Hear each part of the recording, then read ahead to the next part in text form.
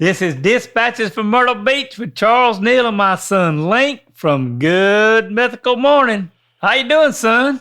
I'm doing pretty good. I'm getting over a case of the hiccups, but I don't think it means anything. I don't know since when does hiccups? Yeah, there's another one. When did hiccups even mean anything? But hey, we may be starting something. Somebody might call and tell us that hiccups means this. Yeah. Can't ever tell. Let us know if hiccups means something. Yeah. It would be late to learn. I've endured quite a few hiccups in my day, and I haven't felt like it's indicative. Oh, there's another one of anything else. Now I can make them louder if you want me to. No, just whatever comes natural. No, don't embellish or don't. Every time I hiccup, should I say there's another one when you can't hear it, or should I just be like one of those? That'll be fine. Yeah, Yep, I can understand. I can understand because I don't do hiccups, but I do them sneezing fits. And as a matter of fact, I had one about an hour ago, and I think I sneezed 12 times in a row. What? Oh, that was another one. So you're see this. It might be a Neal thing, Dad. Yeah, you're over there on the East Coast sneezing. I'm over here on the West Coast hiccuping. Yep, 12 times in a row. That's I don't know. That might indicate something. Like you're allergic to something. Well, then hey, I just get them all out and it goes away. Aunt Tisha does the same thing. But 12. Yep, there's another one. I think I've done it more than that. So you realize that there was another one early enough to start counting. I know when I start sneezing, like especially when I'm working and doing around stuff and everything, then once I start, it's going to go on for just a few minutes. I was glad that lady I was working for had left and gone somewhere. Oh. She might have been calling 911 or something. I mean, a couple of sneezes feels good. You know, it's like sometimes a well-timed yawn is very pleasurable. And I think a well-timed sneeze can feel good, you know, especially if it's like if your eyes start squinting and your nose starts coming. Oh, yeah. Yeah. And then when that thing shoos out, boy, that feels good. Yeah, that first one does usually feel pretty good. Yep. Don't do one of those sneezes where it's like you're trying to not let stuff out. You're just trying to let it all out. Oh, There's yeah. another one. I don't know what it is. I can't stop. So you're going to have to scare me, Dad, to break my hiccups. There's another one. I don't know what it is. But there's another one. Oh, it's getting worse. Maybe I'm going to stop saying there's another one. I'm committed to not saying there's another one anymore. Okay. It's going to be hard to do, but I'm committed to stopping that. But yeah, I think you should harness the power of a sneeze to blow your nose and not to get graphic, but have you ever harnessed the power of a sneeze for anything else? Maybe doing number 2 or even in an intimate situation. I don't think so, but I have coughed when I was starting to do a number 2, and it popped right on out, right? And everything. Right. Yeah. The chicken will lay a quick egg if it coughs. That would be correct. Yeah. But then if you got a well-timed sneeze in an intimate encounter, that could be fun. I like to start thinking about that a little bit, but yeah, I don't know. You know, see, you don't know what's happening. Yeah, I hear you. I was just doing a sneeze thing. I hear you. At you. At you. Right at you. That might, you do that and in an intimate moment, then it might make that intimate moment go away. Yeah. Okay. That's fair. Yeah. So I mean, we could. How else could you harness the power of a sneeze? I couldn't tell you. Like if you want to call a dog, you know, you're calling Gypsy. Gypsy. You know, it's like Yeah. get a lot more volume out of it. I don't have a problem getting the volume out trying to call Gypsy. All right. Well, I'm always looking for, with that much power, at our disposal, we need to see what else we can do. Think about it. Especially when you've got 12. You could probably power your home with 12. Only an engineering student would think about harnessing the power of a sneeze. I'm telling you. Well, look, you got 12, man. You don't need to be just wasting them. Well, we talked enough about. Okay. I got some other stuff All we right, need to Dad. talk about. I respect that. It's your show. We have talked about this, but we did, and I sent you some pictures. We were at the Cammy Awards this weekend for the Beach Music Awards, and I sent you a picture where y'all made me a nice banner, Mm-hmm. and I had a 10 up beside 94.9, and 94.9 was live on the radio from 11 o'clock to 3 o'clock, and one of the first things it did was called that Charles Neal is here from Dispatches From Myrtle Beach, and he's got some of his wonderful homemade barbecue Ooh. that I'd made. But you weren't making it for the public. You weren't selling it. You were making it for the artist, right? I made it, well, all the people that was there for the before party and all that, they all, and every time they'd come and get a little sandwich, a little barbecue, they got a card from Dispatches from Myrtle Beach, and I talked to them about it and about There you go. listening. So, and I probably give out 100 cards. And they loved that sauce too, didn't they? Oh man, I know two different people come up to me and said, "Well, what do you do besides this podcast?" And I said, "I do painting and restoration." He said, "Well, you need to quit that and you need to get in the barbecue business." I said, "That ain't gonna happen." Yeah. That's a lot of work too. It Yeah, is a lot so- of work to get into the barbecue sauce business, but I don't know, maybe one day. But It we was had a a great success, time, huh? and then we went to the awards, and I got one of the shirts on from 2 Months Sylvia, and they won 3 different awards for the best song and best video and all kind of stuff. So we had a Ooh. good time. So you were happy with the results. Oh yeah, You got the word out.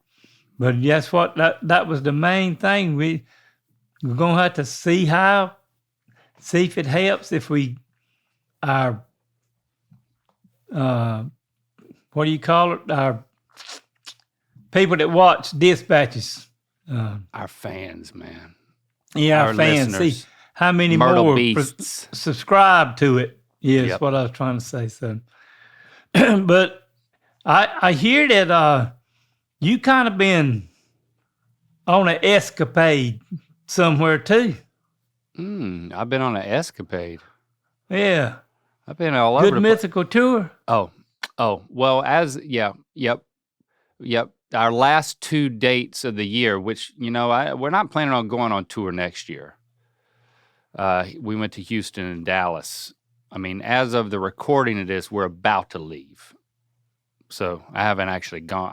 I'm gonna leave tomorrow after Oh, this okay. recording.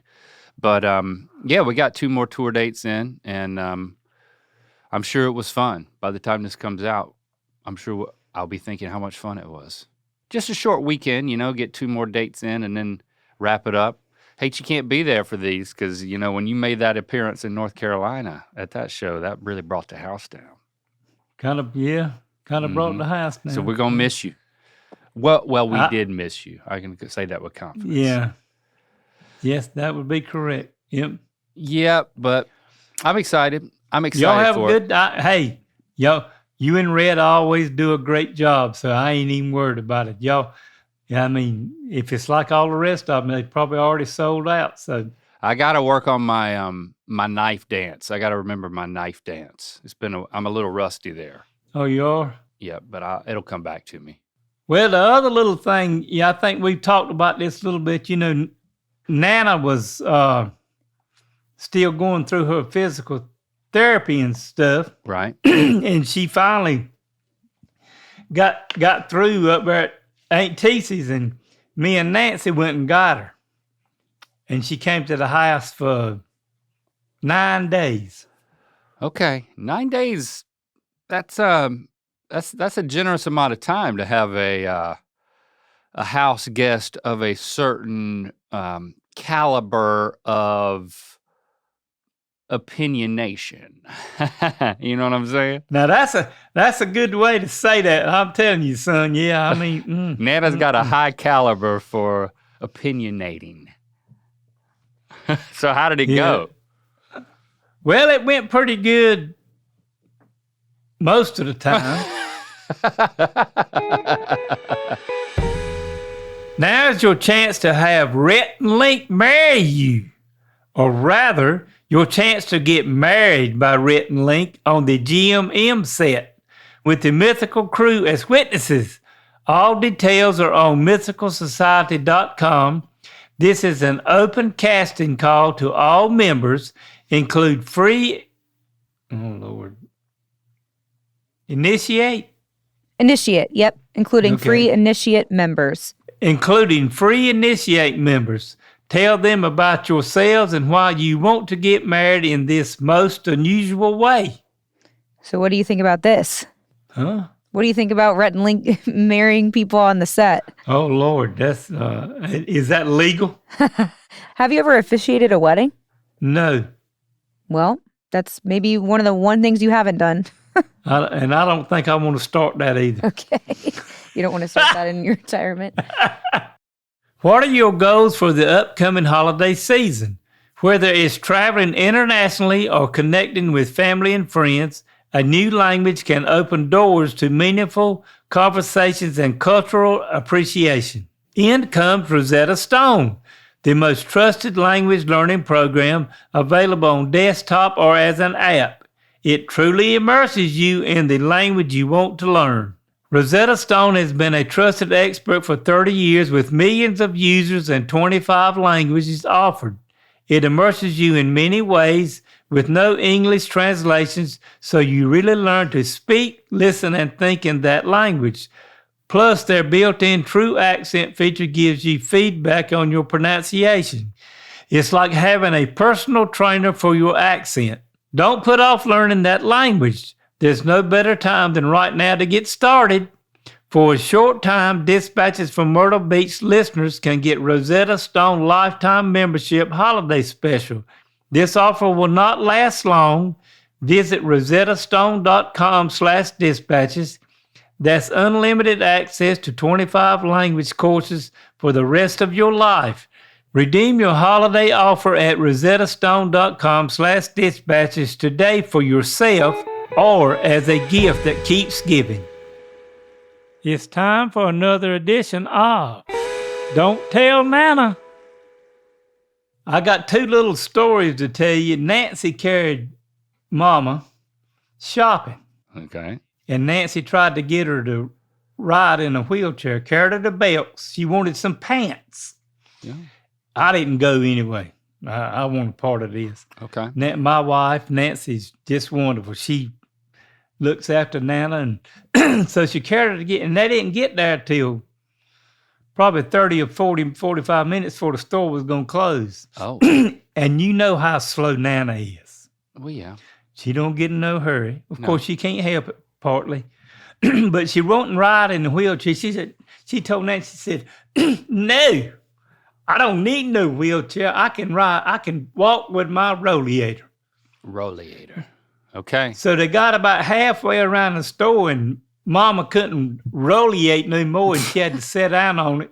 It has a seat on it. Yep.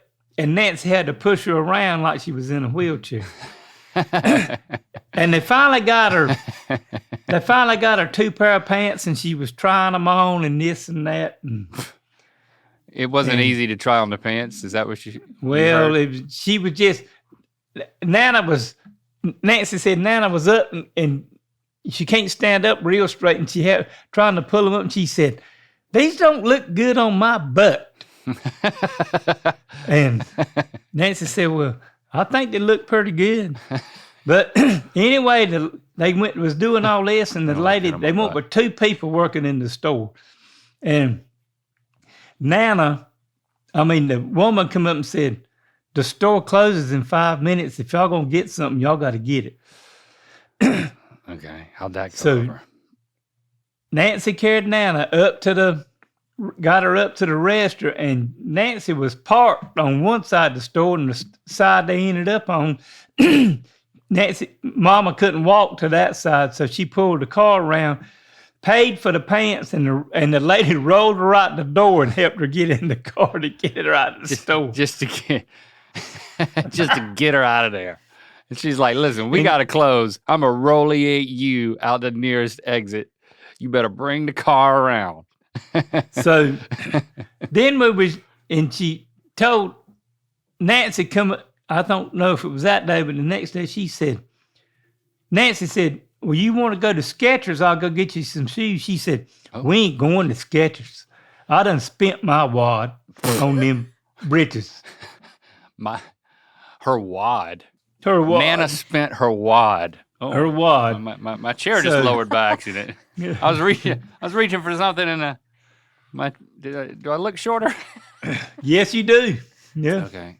Let me see if So she spent. I don't know what I think about that terminology for Nana.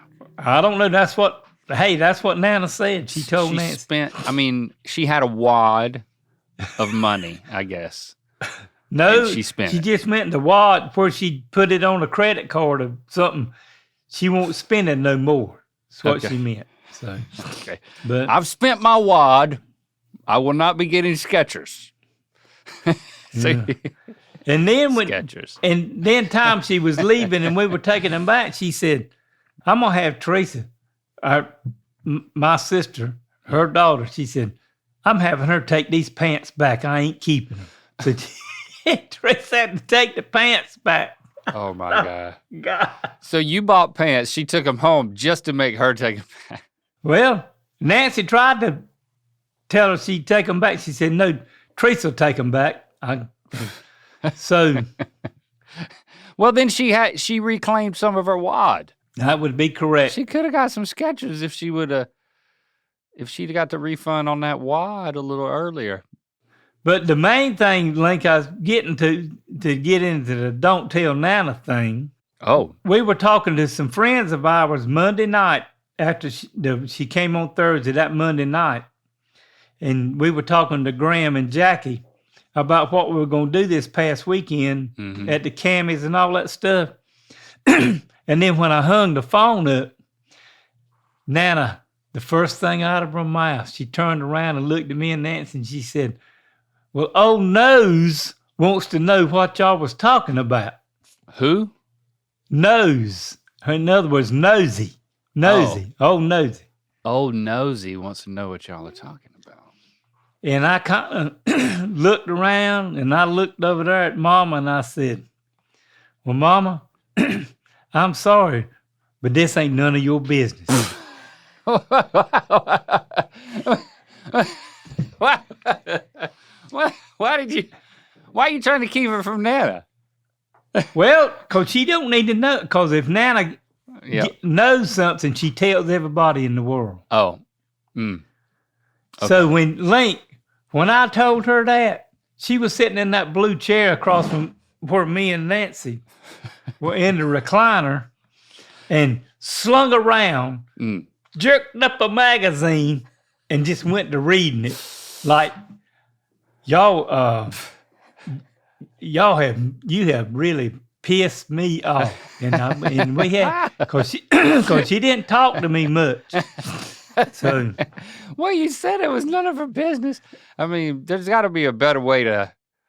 Well, it probably is, but you know me, goes through my head and comes out my mouth. Y'all are all a the pair. time. I mean, Huh? really, you the two of you are a pair. Yeah. You know, she says exactly what she thinks, and then if you say exactly what you think, then there's a what I think off. Y'all start clashing over thoughts.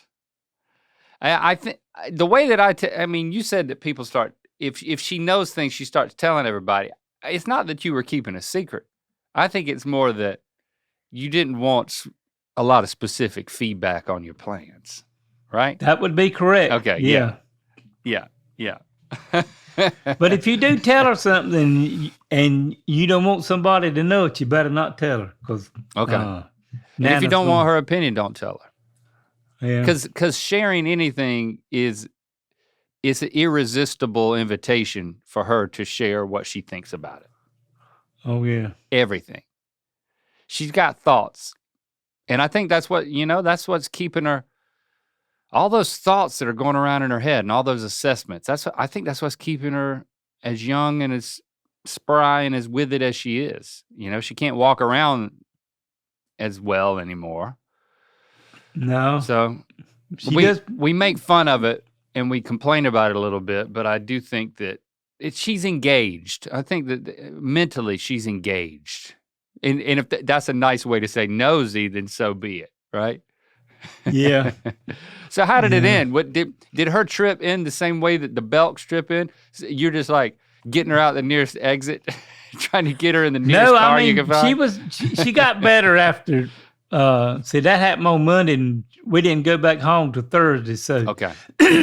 she got better and still had a good time and everything. But she's a night owl. Is that another problem? I know she Well- likes to stay up late, and I don't know about you though. hey, we kind of broke Nana of that. How so? Well, You gave her a bedtime?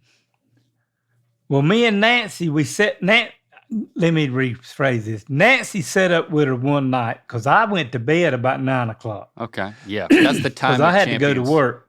That's when I go. Dad, I went to bed at 8:50 last night. And Christy was right there with me. We turned to each other. We're like, what is happened to us? So from Thursday night to when she got here to like Sunday night, Nancy set up with her till like 1 o'clock in the morning. And Nancy was helping her and everything. And Nancy was just wore out. And Monday night after that episode happened, it was about 8:45 and Nancy said, I'm going to bed. And Mama kind of looked over there and I said, well, I got to go to work in the morning. I'm going to bed too. So Nana went to bed too. Helped her. Of course, she could get in there herself. Okay. But Link, if she stays up half the night, and I told Teresa this, she sleeps half the day during the daytime. She's like a teenager. So after that, when she got up the next morning about the same time I did and woke up about 7:30, and then we went to bed the next night at 8:30 and 9 o'clock. Oh, She went to bed again too. Then she was awake the next morning, got up and stayed awake most of the day. And then, so we just kept that routine going. And I told TC about it and she said, I'm going to have to try that. But the other thing about, we talked about this a little bit one time that, about how I feel about lying, Yeah.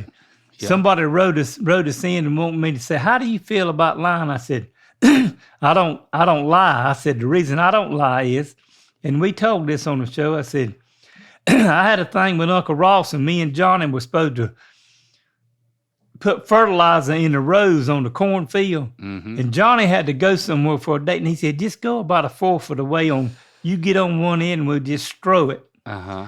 And then, the next day, Uncle Ross come back and said, y'all get all that fertilizer strowed? And I told him yes, and Johnny did too. That was a lie. And of course, our Uncle Ross was about 6'4" and weighed about 240. Yeah. And that's when he reached up and hit that farm awl and just left his fist imprint on it. And the thing I didn't tell you about it, when he did that, I went straight up through the cornfield, running to Granny's house, Mama's mama. And when I got up there, she said, what are you doing? I said, well, I think I said, I kind of fibbed. And she said, you told a lie. Is that what you're trying to tell me? And about that time, Uncle Ross pulled up and told her what had happened. And Granny said, I got this. I got this. I got this. And she looked over there at me, and I don't know 9 years old, 8 or 9 years old. And she looked over at me and she said, go over yonder at that bush and get me a switch. Oh, man. I heard And I about the said, switch. Boy, I know I have messed up now. And You ran to the wrong woman. I'm telling you, I said, because my grandmama, my mama's mama, thought she worshiped the ground that I walked on because I was the first one. That's why you born in ran the to her. family. You were the Yep, first that grandchild. would be correct. I said, I can get away with anything from Granny. And I said, Not lying, Lord. apparently. So I went over there and got me a switch. And listen, I had a pair of shorts on. That's all. And I didn't wear no shoes then. I walked barefooted all the time. Uh-huh. And Link, she wore my ass out. Oh, whoa. I bet that hurt. And, I mean, there's not a switch you can pull that's not going to do some damage, whelps right? on my legs. And, and it was several days before they healed up pretty good. And when she got through, she says, how do you feel about lying now? And I said, I said, Granny, I don't think I'll do that no more. Nope. And she said that would be a good thing. So when the person wrote in and wanted me to talk about lying and what was the biggest lie I'd ever told, I said, I don't lie. Right. And that's the reason I don't lie, because if you Oh. get whooped with a switch when you're 9 years old, it sticks in your brain. Now, I Don't ain't listen saying to Uncle Johnny is the other lesson. I don't know what Uncle Ross did to Uncle Johnny. That was up to him, but They were brothers. that was his brother. Yes, Yeah. so I don't think Johnny got nothing done to him, but except we had to go, and then we had to go throw the rest of that fertilizer out in the cornfield. Yeah, you like did. We were supposed to. Yeah, you did. So, so that was my switch punishment for lying. I mean, you hear that in stories, but you're like, does it ever really happen? I guess it does really happen. Well, I mean, that was, let's see, that would probably, I'd have been in 1961 or 62 yeah. when that happened. The switch bushes still grow, but it's frowned upon to use them. Oh, yeah, yeah. We don't do that. People, you do that now, you'd be locked up in jail. Society has progressed, and for the benefit of your grandchildren and so on. Mm-hmm. I'm not going. I don't think I ever thought about taking a switch to your children or anybody else's. No, you didn't. Because I could get in enough trouble anyway by myself besides whipping somebody else's child. I might tell that person that you might ought to whip your child, but I ain't gonna do it. But that was my little thing about lying, and don't tell Nana that. Oh, don't tell Nana. Okay. That all the other stuff where I'm not. She had to take her pants back. I'm not going to tell her anything. Now, if you have any connection to Nana or a connection to anybody who knows Nana, as we always say, don't tell Nana. It's time for, all right, Mr. Neal, what you think of this reel? Okay, Link, we got an email from Brittany, and it says, I'm on a mission to find you a paint hack you want to use. Mm-hmm. Because we've seen some, and some of them, you say you like them, but I get the impression you're never going to try it.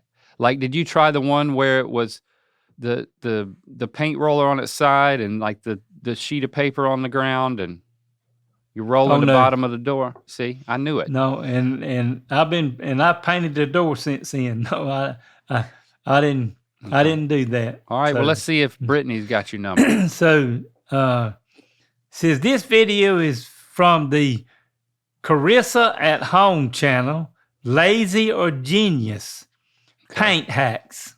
All right, let's see it.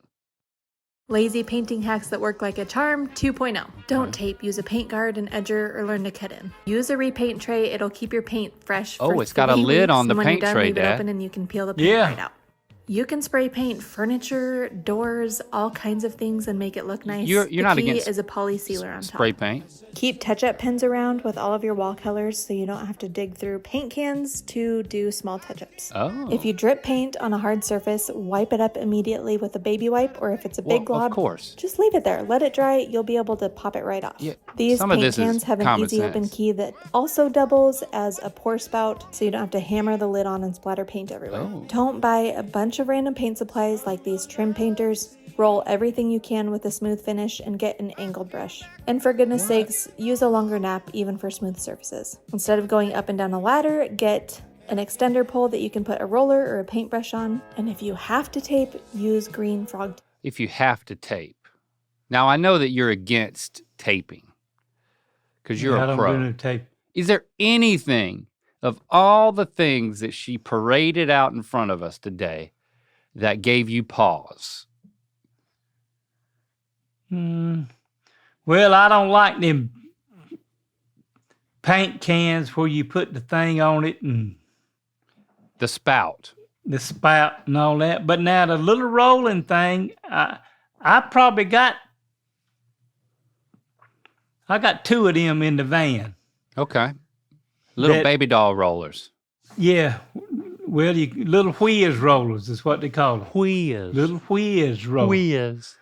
So what do So- you use a whiz for? Well, if you're painting like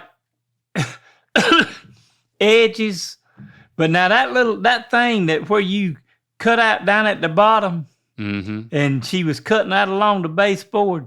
No, Mm-mm. that works a little bit, but you still gonna have to cut out that baseboard with a brush after you do that. I mean, so That's right. you know they were some things that I never used one of them little foam things. I just cut out with a brush, just a straight line right down on the wall or down the baseboard. If you're going to paint, you need to learn some technique. I think that's really what you're getting at, is that if you're going to paint yourself, you got to learn how to use a brush and to put it where you want it, but not where you don't want it. You got to be able to draw a line with it. and You how got to to be able to keep hold the enough paint- edge. and how to keep enough paint on your brush that you can do that. Most people's mistakes is when they paint with a brush is they don't keep enough paint on the brush to smooth it out and pull a right. straight line. You're getting scared. Don't be scared of the paint.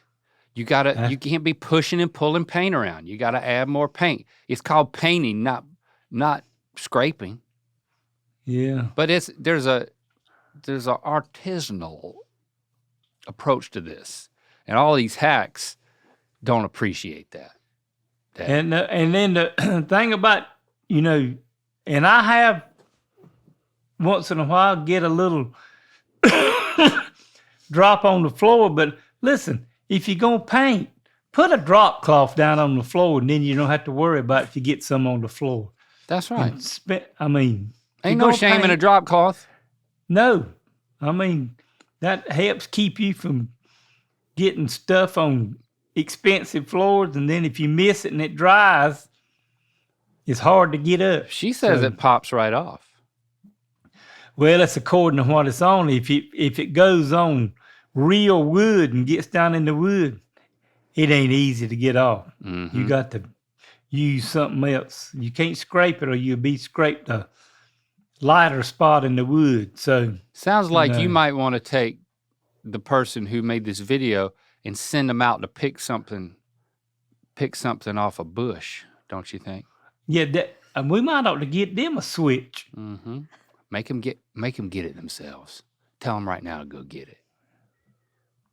Yeah, hey, y'all need to go get a switch and bring it to me. We gonna get all these things straightened out. Mm-hmm. Yep. And then you're gonna learn how to paint. That's right. What about the pen? The pen. Well, you know what, Logan? Yeah. I really, I was trying to figure that out.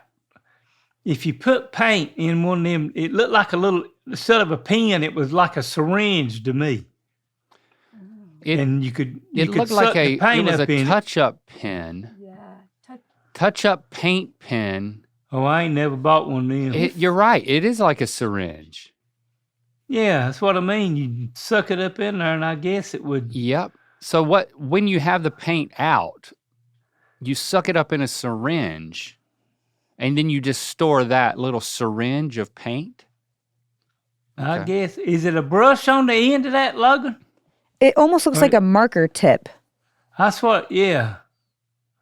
Interesting. I don't know how that would work. But if, most of the time when I cut out, if I need to fix a place on the edge, I just get a brush and Fill with any paint. Get me a straight line right down it. This might be a good parting gift for your clients, Dad. You give them. Yeah, what? That's a good idea. Lane. Suck up a little bit of the paint and say, you know what? If you ever need to touch anything up, just pop open this syringe right here. It's already in there. You know what? Most of my people's gonna tell me. If I need something touched up, I'm gonna call you. You can come back up. You don't want to. You don't want to gift yourself out of a job. Tell them to go get a switch. They need to get another one. Yeah. So, no, but 2 switches. That looked like a pretty neat thing for somebody that's an amateur, but somebody that's a professional like me. Mm-hmm. I don't need that. Nope. Yeah. Nope. And put a drop cloth down on the floor. That's right. Drop it. Drop it like it's cloth. Drop it like it's cloth. Yeah. Well, Link, we talked about a bunch of stuff today, and that's our job. It was fun having you all here with us today, and we'll be back next week for another one. And don't forget to follow and subscribe wherever you get your podcasts and on YouTube.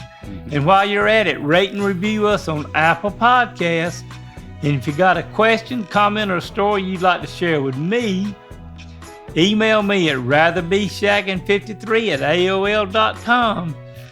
And y'all have a great rest of your week. And now time for me to go get a switch. Oh, Lord, for yourself? No, you did good today, Dad. You don't need to get a switch. I don't even think I ever got a switch for you. Nope. I never deserved it. That would be correct. Oh, yeah. Thank you, Dad. Love you. Thank you. Love you too.